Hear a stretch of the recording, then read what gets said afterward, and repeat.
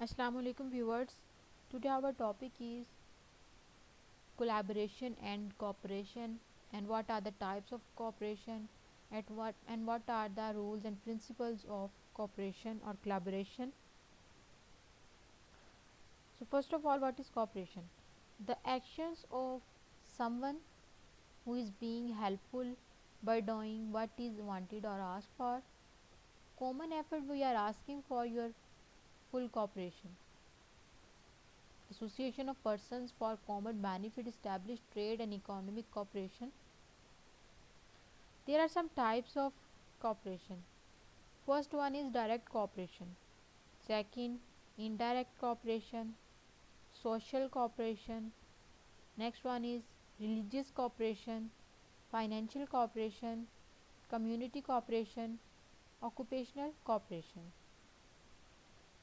And next, there are some principles of effective collaboration. First one is efficiency.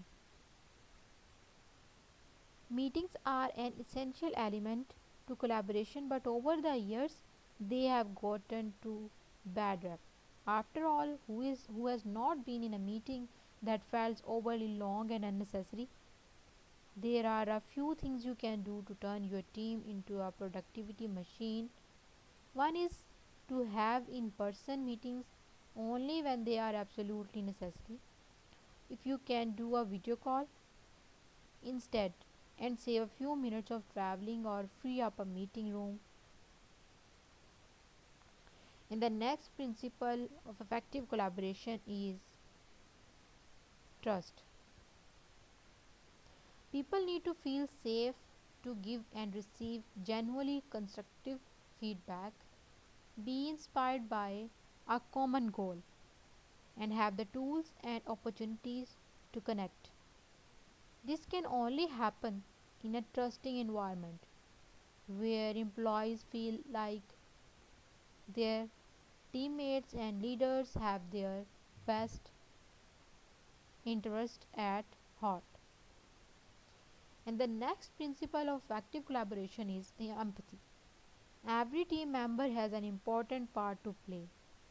Nevertheless, collaboration can break down when one or more people feel like they have to harder than everyone else, or feel like other team members are trying to bring them down.